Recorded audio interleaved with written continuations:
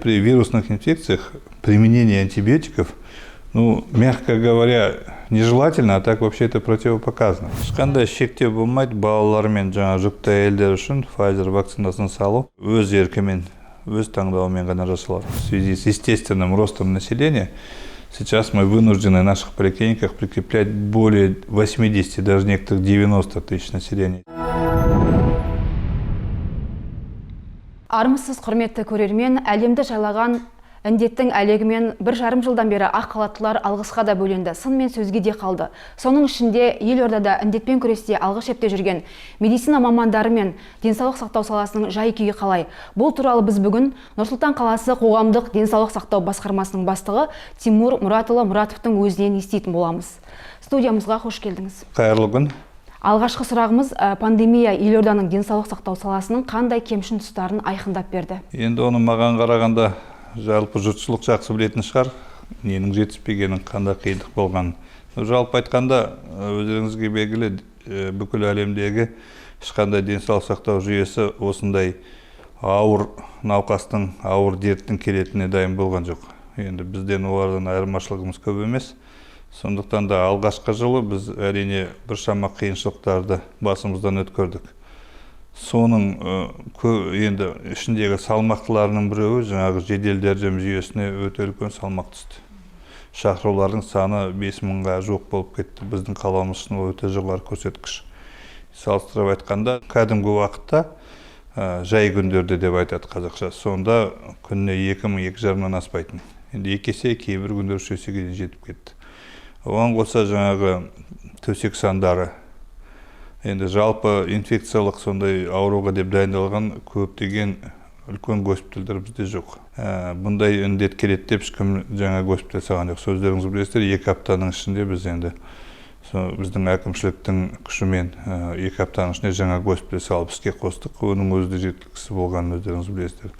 Одан кейін жаңағы реанимациялық төсек орны, реаниматолог мамандар, және де жаңа өкпені жеделдету машиналары өте қажет болып кетті. Сондай бір қиыншылықтар көрдік. Біздің көрген қиыншылығымыз, конечно, жаңағы жұртшылықтың, халықтың көзінде жетіспеушілік сияқты болып көрінеді. Биыл байқаған шығарсыздар, 21 жылы барлығы негізінде дұрысталып, қалыпқа келтіріліп, биылғы жұмысымыз енді былтырғымен салыстырғанда анағұрлым сапалы болды. Тимур Муратович, сейчас многие болеющие ОРВИ, ОРЗ, гриппом заметили, что даже обыкновенная простуда не так легко проходит, то есть тяжелее стало ее вылечить. Раньше мы могли выпить парацетамол, попало сказать горло, и уже вылечиться, а сейчас многие не обходятся без антибиотиков или каких-то серьезных лекарств. Пандемия могла приложить к этому руку? Очень сложно это сейчас комментировать, чтобы такие вещи говорить утвердительно, необходимо провести какие-то широкомасштабные клинические и научные исследования.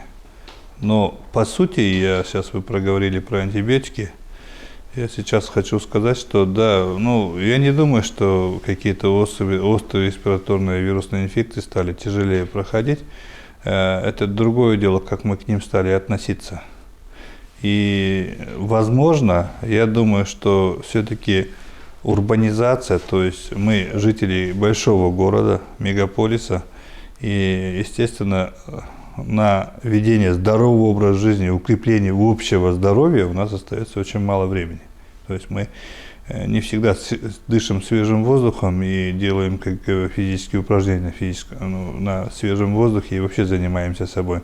В то же время, может быть, есть и проблемы у многих с питанием, потому что не всегда получается своевременно покушать. Естественно, это ослабляет общий иммунитет. Возможно, из-за этого эти вирусные инфекции у нас уже протекают, может быть, чуть-чуть дольше. Отдельно хочу остановиться на теме антибиотиков. Вообще при вирусных инфекциях применение антибиотиков, мягко говоря, нежелательно, а так вообще это противопоказано. То есть антибиотик не действует на вирус. То есть антибиотики работают против бактерий. А при вирусных инфекциях острых, бактерии Изначально нет. Мы просто годами у себя выработали эту привычку, и эта привычка сейчас работает против нас, то есть играет против нас. Мы эту условно-патогенную флору настолько, извиняюсь, в кавычках, воспитали так, что он все время ждет антибиотика. Любое обострение, то есть любой контакт с острой вирусной инфекцией, это, скажем так, ну, небольшая как бы супрессия иммунитета, ну как просто сказать, подавление иммунитета. И в это время, естественно, наша естественная, живущая в нас условно-патогенные бактерии активизируются.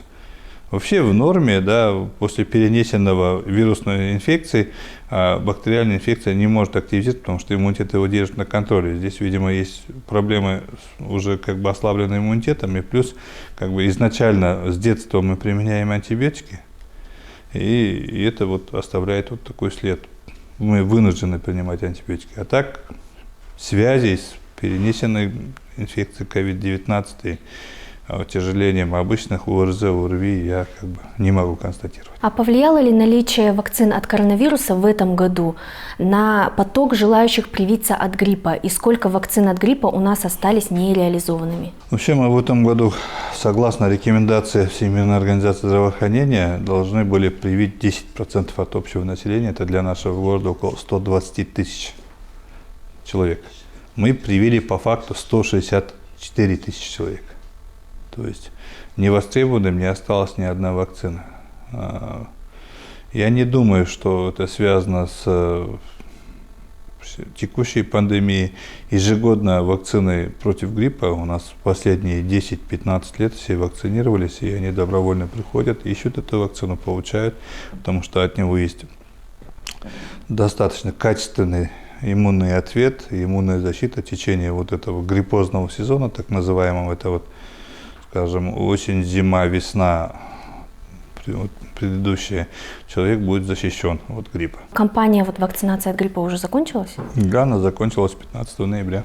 Мына еліміз бойынша Нұр-Сұлтан қаласы қызыл аймақта ең көп болған өңір. Бұған бізде қалада адамдардың көптігі себепі, әлде біздің бас қалада мына ұжымдық иммунитет қалыптастырудағы жалпы мәдениет қалыптаспаған ба? Енді сұрақ оңай емес, дәл осыдан болды деп айта алмайды. Но негізіндегі біз денсаулық сақтау қызметкерлері, дәрігерлер негізінде объективті статистикаға сенеміз, және объективті статистикамен болжам жасаймыз. Егер бұл сұраққа дұрыс қарайтын болсақ, жалпы вакцина алғандардың саны біздің қаламызда төмендеу. Әрине, оған салыстырмалы алғанда, мысалы үшін Түркістан облысымен, Шығыс Қазақстан облысымен салыстырғанда, Алматы облысымен, Алматы қаласымен, коллективтік иммунитет тұрақты болу үшін жалпы біздің халықтың санының 60% иммунитеті болу керек. 60% вакцинацияланған болу керек. Ал бізде қазіргі вакцина алғандардың саны 40%. Жалпы халықтың санынан. Ал жаңағы қажетті деп табылған контингенттің ішінде әрине біз қазір 65%-тен асып кеттік. Бұны санаған кезде жалпы халықтың санын санаған мен өзім ойымша дұрыс деп ойлаймын. Бір себебі сол деп ойлаймын. Екіншіден әрине біздің қаламыз үлкен қала, және 9 жылдың торабы бізге келіп кететін жан-жақтан кіріп шығатын азаматтардың саны өте көп. Біздің қаламызда тек қана Нұр-Сұлтан қаласының азаматтары ғана емделмейді, тексерілмейді. Көрші облыстар, басқа региондардан келеді. Жалпы бізде жаңағы стационарларымызда жатқан, және поликлиникаларымызда қаралып жатқан науқастардың ішінде жаңағы COVID-19 бар. 10-15% біздің қалада тұрмайтын азаматтар. Олардың да ықпалы бар, ол да кішкене санын көбейтеді. Сол екі факторды қосқанда әрине біз ұзақ уақыт қызыл зонада болдық. Бірақ қызыл зонада болғанда енді бұл эпидемиологиялық матрица ғой, бізге бағдам, болжам беретін. Біздің жұмысымыз одан ешқашан азайып көбеймейді. Науқастардың саны көбірек болуы мүмкін, азырақ болуы мүмкін. Денсаулық сақтау жүйесі сол өзінің қалыпты болжамды, жоспарлы жұмысын сол бір қалыпты атқаруда. 22 ноября в Нур-Султане стартовала ревакцинация. Кому в первую очередь необходимо ее пройти? Все, ревакцинацию надо проходить всем. То есть есть определенные сроки после вакцин, векторная вакцина. То есть это у нас в стране одна векторная вакцина, это спутник V. После него через 9 месяцев надо ревакцинироваться. А после инактивированных вакцин, которые у нас имеются, это Верацел, это, китайского производителя, и Казвак наш отечественный. После этих вакцин через полгода, то есть через 6 месяцев. А в первую очередь, там по срокам так получается, что мы в первую очередь вакцинировали группы риска, так называемые. Это мы сами, медицинские работники, педагоги, работники силовых структур и вот так далее. Да? Вот эти люди, конечно, должны вакцинироваться теперь первыми, потому что у них по срокам подошло. А так, у кого наступили вот эти сроки, которые я выше оговорил, я думаю, что уже необходимо ревакцинироваться. А вот люди переживают, что повторная прививка может якобы убить собственный иммунитет. Такое возможно?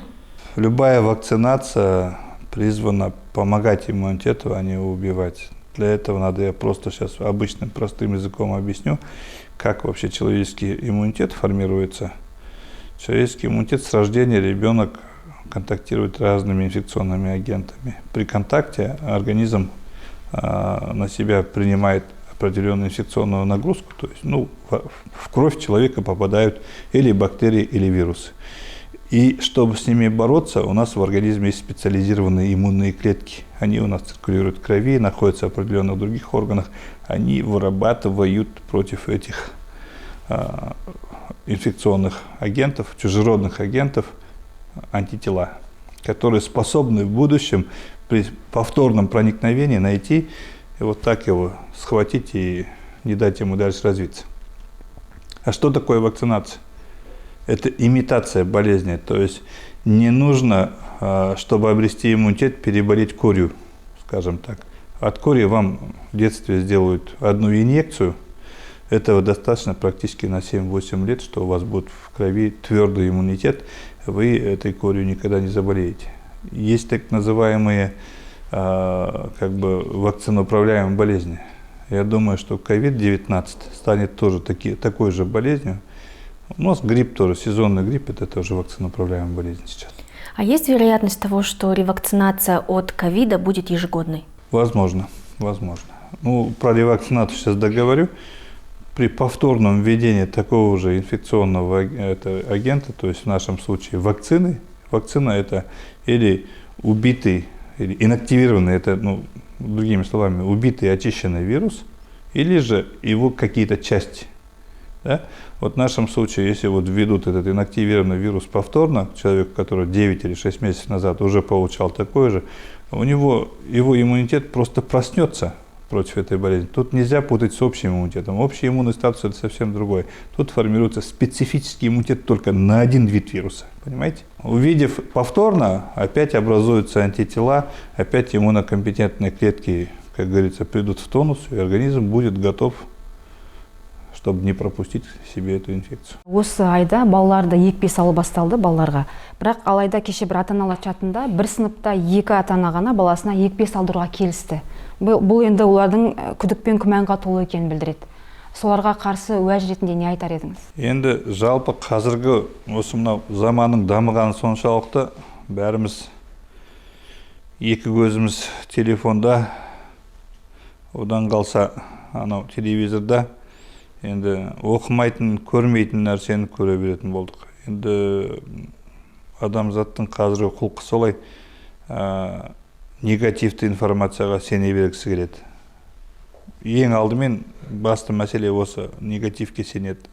Айтып отырған жаңағы компетентті мамандардың айтқанына, уәжіне және де білікті дәрігерлердің, клиницистің айтқандарына ешкім қазір көп құлақ аспайды. Ешкім мысалы үшін көршінің айтқаны сенімдірек болып кетеді кейбір кісілерге. Бұл бірінші. Екіншіден, жалпы вакцина салуға бүкіл әлемде сенім төмендеу, ол да бар бір жағынан. Дегенмен де енді қазіргі күнде біз 4300 вакцина жасап үлгердік осы уақытқа дейін. Оның 2877-сі жаңағы 12 мен 18 жастағы балалар алды. Бір жағынан сенім жоғары, мысалы үшін. Pfizer бойынша, иә? Pfizer бойынша. Мен өзім сосын үйдегі өсіп келе жатқан 2 балам бар, екеуінде де осы ертең біреуіне келесін 1-2 аптадан кейін жасаймын деп отырмын, өйткені біраз суық тиіп ауырып алды, өйткені 1-2 апта демалдыру керек организмге. Мен ойлаймын, кейбір ата-аналардың қазір күзде өздеріңіз білесіздер, басқа да жаңағы острый ОРВИдің сезоны болды, көп балалар кішкене ауырып шықты, солардың бәрін жазылғанын күтіп отырған шығар. Кейбір ата-аналар жалпы артын байқайтын адамдар бар, мынау қалай болады екен деп, енді ондай да бар. Менің өзімнің сенімім, ойым, біраз уақыттан кейін барлық адамдардың көпшілігінің көзі жетіп, бұның пайдалы екеніне барлығы вакцина жасайтын болатын шығар.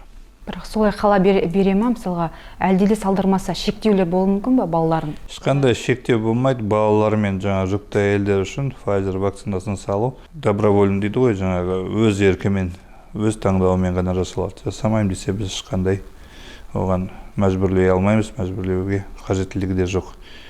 Вакцина алу деген адамның өзін-өзі қорғау үшін керек қой. Біз енді қолымыздан келгенше, жаңағы күшіміздің жеткенше барлық жерде бұны түсіндіріп айтуға тырысып отырамыз. На сегодня какие вакцины от коронавируса в Нур-Султане доступны и в каком количестве? Сейчас у нас практически 4 вакцины у нас работают. Это наш отечественный Казковид, ин, по-другому Казвак называемый, спутник Ви у нас есть.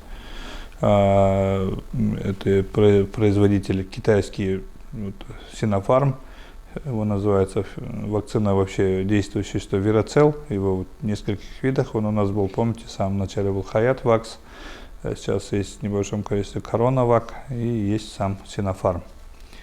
Эти все вакцины в свободном доступе, в достаточном количестве, и сейчас вот имеющий остаток хватит на более 100 тысяч, больше 100 тысяч доз первого компонента сейчас имеем. То есть вообще с оснащением или обеспечением вакцин никаких вопросов нет. Лишь бы желание было. Енді мына емханаға тіркелу мәселесін айтсақ, бізде халық саны жыл сайын көбеюіне байланысты емханаға жүктеме көп түседі. Сол бір дәрігерге қаншадан келеді, жалпы жүктеме көбейген жағдайда сапалы қызмет көрсету үшін қандай шаралар қолданылады? Мынау біздің елордамыз, енді өздеріңізге белгілі, өсіп келе жатқан қала, мегаполис, жылдан жылға халықтың саны 60 мыңға дейін өседі. Жалпы 60 мың дегеніміз жыл сайын 60 мыңнан қосылып отырады. Енді өздеріңізге белгілі, бізге басқа региондардан көшіп келу, ішкі миграция өте жоғары. Әрине оған қосу керек, біздің қаламызда жылына 30 мың, биыл 31 мың нәресте туады. Демографиялық өзгеріс сәлді оң, арамызда туым көп, ол өте жақсы, қуантатын жағдай. Енді дегенмен де сол халықты денсаулық сақтау жүйесімен қамтамасыз ету керек. Біз қазір бір жаңағы участокте 1700-ден 1500-ге дейінгі азаматтарды тіркеуге мүмкіндігіміз бар. Енді біз бастаған кезде 2017 жылдары 2200 болатын бір участокта. Енді 1500 өте оптималды, бір дәрігерге мысалы үшін салмақ дұрыс болады. Но жаңағы 60 мың адам деген ол жаңа бір поликлиниканың аймағы. Сондықтан да қазір бір адамға нешеден келіп тұр қазір? Қазір 1500-1700. Орташасы сол 1600 ғой. Жоқ, асып кеткенде да енді жүктеме. Ол заңды түрде ғой, енді асып кеткен жағдайда жүктеме көбейеді. Қазір асып кетіп, 1700-ден асқан бірде бір участок жоқ. Бәрі өзінің. Бәрі 1700, 1700-ден асатын болса, келесі участокта ашамыз ғой.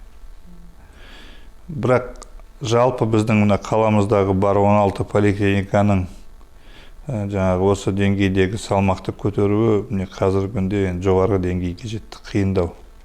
Сондықтан да біздің қазір жеке меншік инвесторлар бізге кіріп, жаңа поликлиникаларды салып іске қосып жатыр. Біз соның бәріне үйдегі дәрігер қолдау көрсетеміз. Жаңағы үйдегі дәрігер деген проект бар онда. Ол енді былайша айтқанда дәрігерлік амбулатория ғой.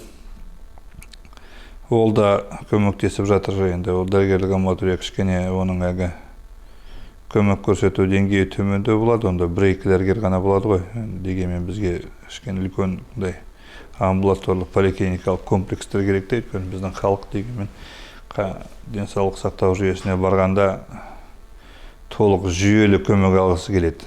өзіңізге белгілі, енді бір терапевтке барып шығып кеткен ешкімді көрген жоқпын. Бәрі невропатологқа барайын дейді, кардиологқа көрсет дейді. Сондықтан да біз енді сол жағынан жұмыс істеп жатырмыз, сол поликлиникалардың санын көбейту үшін. Вот чтобы записаться к узким специалистам, необходимо сначала записаться к терапевту. Записи у нас через Домумед заполнены на недели, месяцы и так далее. Некоторые не могут очень долго попасть, потом записываются в частные клиники. И самый популярный вопрос среди астанчан – это почему нельзя записаться к узким специалистам сразу? Прежде чем ответить на вопрос, хочу немножко объяснить. Вообще это общемировая практика. Это практика развитых здравоохранений мира. Человек, который не имеет еще никакого диагноза или имеет какое-то установленное хроническое заболевание, должен наблюдаться у своего семейного врача, то есть врача общей практики, который решает все повседневные вопросы. И если в случае таком наступит такой случай, когда этому компетенции этого врача общей практики не хватает, к примеру, скажем так, необходима консультация лор-врача, то есть видит в ОП врач общей практики, что человек нос не дышит, там операция нужна, и она сомневается, что она сама с этим тогда направляет. У нас есть даже моя мама, да, скажем так, в советской эпохе, да, она тоже у меня часто этот вопрос задает, требует. Она всю жизнь стояла у кардиолога на учете, говорит, а почему я к кардиологу сразу не попадаю? Я где-то понимаю, что у нас остался понимание, может быть, стереотип, что мы всю жизнь это при системе Семашко, то есть при советской системе здравоохранения это было доступно. То есть не обязательно было ходить к участковому терапевту, да, если ты диспансерный пациент, можно пойти сразу к узкому специалисту. Может быть, даже это правильно. Но в связи с этим мы сейчас прорабатываем вопрос, сейчас ведем определенную переговоры с Министерством здравоохранения. Я думаю, в ближайшее время будет организован совещание или круглый стол, где мы отметим эти вопросы и обсудим. Может быть, примем кое-какое решение, которое улучшит вот эту проблему, чтобы люди уже установленными хроническими заболеваниями, то есть стоит на учете невропатолога, кардиолога, да, и не стояли в очереди сначала врачу общей практики, потом еще неделю не ждали кардиолога, скажем так. Вопрос прорабатывается, я где-то согласен с этим замечанием, будем думать, как его решать. Но пока действующий приказ Министерства здравоохранения регламентирует так, как принято в общемировой практике. Вот еще одна проблема поликлиник – это очереди. Люди, несмотря на то, что записываются через Домумед, все равно живые очереди еще существуют. Эта проблема как-то решается? Во-первых, количество самих поликлиник необходимо увеличивать. Мы последнюю поликлинику в городе сдали в 2016 году, это 9-я поликлиника, которая недалеко отсюда находится. Вообще наши все поликлиники рассчитаны на 500 посещений, и это при расчете на количество населения 60 тысяч населения должно прикрепить. Но, как я уже ранее говорил, в связи с естественным ростом населения, сейчас мы вынуждены в наших поликлиниках прикреплять более 80, даже некоторых 90 тысяч населения. Естественно, мы на 1,5 раза превышаем ту нагрузку, которая, для которой создана эта поликлиника. И вы, да, и мы все видим эту очередь. Народу очень много, которых желает получить медицинскую помощь. Решение вопроса, да, как я уже ранее говорил, мы сейчас прорабатываем вопрос строительства новых поликлиник. Это мы сами, то есть акимат города сейчас предусматривает проектно-сметную документацию. В этом году завершает в 3 объектах. А также к этому есть частные финансовые инициативы. Один из них уже сейчас в ближайшее время достроится. Это район улицы Жумабаева, она ближе к вокзалу Нурлужол и ближе к поселку Промышленный. Там типовой амбулаторно-поликлинический комплекс на 500 посещений. Я думаю, это значительно разгрузит ситуацию в том районе. И здесь, в Весельском районе, есть 2 объекта, которые сейчас проектируются. Они тоже, думаю, в ближайшее время, в 2023 году, к концу введут свою эксплуатацию. Это тоже достаточно разгрузит вопрос очереди в поликлиниках. Но построить только одну поликлинику, вернее, просто построить поликлиники, это не совсем решение вопроса. Их надо еще обеспечить квалифицированными специалистами. Это тоже одна из больших проблем. Вы все знаете, что у нас последние несколько лет педиатрическая служба, обучение педиатров была в Казахстане приостановлено. Сейчас вот с прошлого года только начали принимать на педиатрический факультет. То есть мы имеем уже острый дефицит узких специалистов в детском возрасте, даже и самих педиатров. И по взрослой службе тоже мало очень узких специалистов, поэтому акимом города было принято решение в прошлом году обучить 272 молодых специалистов в резидентуре по вот этим самым востребованным специальностям. И на следующий год опять запланировано обучение еще 200 специалистов через грант акимата. То есть к моменту завершения строительства и введения в строй вот этих новых объектов мы должны иметь уже и специалистов. Я думаю, это как-то разгрузит. Но и одно дело просто сейчас выпустить специалиста, дать ему диплом, да, это молодой специалист, у него будет небольшая зарплата, его надо поддерживать. И здесь тоже акимат очень серьезно поддерживает нас, систему здравоохранения. Вот в этом году проектируются 3 общежития малосемейного типа, вот для молодых специалистов, тоже введутся в 2022-2023 году в эксплуатацию. Естественно, мы будем обеспечивать своих специалистов жильем. Это жилье, которое не приватизируется, будет всегда на балансе управления здравоохранения, но в то же время наши молодые специалисты не будут искать съемное жилье. То есть это будет арендное жилье, Это будет арендное жилье. Без права выкупа. Без права выкупа, пока наши специалисты не найдут решение своего жилищного вопроса. Но то я считаю, в любом случае, это поддержка. Үндетпен күресте қызметкерлердің үстемақы беру мәселесі бірінші қазаннан бастап бұл алынып тасталды. Мұның мына кадрлар тұрақсыздығына әсері бар ма? Енді үстемақы өздеріңізге белгілі, бұл пандемия кезінде жаңағы басындағы чрезвычайный ситуация кезінде енгізілген біздің мамандарымызды қолдау үшін жасалған шара болатын. Содан кейін енді ол шара негізі өзінің жақсы әсерін тигізді. Білесіздер, сондай ауыр кезде, вакцинация жоқ кезінде біздің дәрігерлеріміз өздерін қорғай алмайтын кез болды. Ең басында барлық жетіспеушілік болған кезде әрине енді қандай да болсын көмек керек қой. Сол көмек уақытылы болды. Дегенмен де енді әр нәрсенің өзінің уақыты бар. Қазіргі уақытта біздің дәрігерлеріміз толық вакцинация алды. Оған қоса және де средства индивидуальной защиты деді ғой, соның бәрімен толық қамтамасыз етілді. Бұрынға қарағанда жұмыс жағдайлары жеңілдетілді деген сияқты. Барлық құрал жабдықтар алынып берілді. Соның бәрін ескеріп, енді біздің денсаулық сақтау министрлігі бұның жалпы осындай көмек қолдау жасауды тоқтатуға шешім қабылдаған болатын. Бірақ оның орнына қазір денсаулық сақтау министрлігі өзінің бұйрығымен бұл инфекциялық стационарларда және инфекциямен күресуге қатысып жатқан мамандардың барлығына жалақысын көтерді. Енді әрине қолдаудағы үстемақының ақшасынан жетпесе де, енді көп көрім сомаға жетіп отыр. Содан кейін бұл жағын сіз айтасыздар, кадрлардың кетіп қалуына әсер етпей ме деп. Дәрігер, маман, халат киген адам науқастың қасынан ешқашан кетіп қалмайды. Ақша берсін, бермесін. Менен бастап қараңыздар, мен 21 жыл бұл дәрігер болып істеп жүрмін ғой, науқасты ешқашан тастап кете алмайсың. Бірақ инфекциялық стационарларда дәрігерден басқа мамандар да жұмыс істейді. Техникалық персонал, орта медициналық қызметкерлеріміз бар. Солардың арасында басында аздаған тұрақсыздық болды. Қазір дегенмен де жалпы түсіністікке келіп, бәріміз бірімізді түсініп, ол азаматтарда өзінің қызметтерінде қалып қазір жалғастырып жатыр. К нам поступил вопрос от жителя. 18 ноября в обед в связи с повышением температуры ребенка до 39 градусов вызвали врача на дом. Клиника Шипагер на Сауран 42. Врач Сахиев позвонил, сказал: ждите, скоро буду. Ждали его до 2 часов ночи, но он так и не приехал, отключил телефон. Как этот вопрос решится? Почему врачи не приезжают? Почему такой бардак и так далее?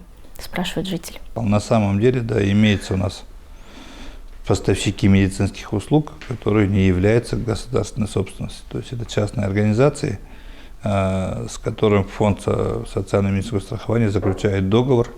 И в этом договоре все эти вопросы оговорены. Тут получается неисполнение своих договорных обязательств. Поэтому в связи с этим, я думаю, вот человек, который обратился, может письменно обратиться в департамент контроля качества по городу Нур-Султан или же к нам. Мы выясним ситуацию и, я думаю, в дальнейшем будем проговаривать с нашими коллегами из Шипагера, чтобы они в будущем не допускали таких оплошностей. Вот еще один вопрос. Почему мы, проживая по улице Улы-Дала, звоним в 103 и все время попадаем в скорую Целиноградского района? Если честно, первый раз такое слышу. Вообще на всей территории города Нур-Султан покрытие всех сотовых операторов определены на город Нур-Султан. Там надо просто обратиться в сотовую компанию, с какого телефона они звонят. А с этих абонентов, которые городских телефонов, всегда 103 города Нур-Султан попадаете. Тимур Мұратұлы, арнайы уақыт бөліп бізге сұхбат бергеніңізге көп рахмет. Ұлт саулығын сақтаудағы қажырлы еңбектеріңізге сәттілік тілейміз. Рахмет үлкен. Құрметті көрермен, осымен бүгінгі хабарымыз тәмам. Аман сау болыңыздар.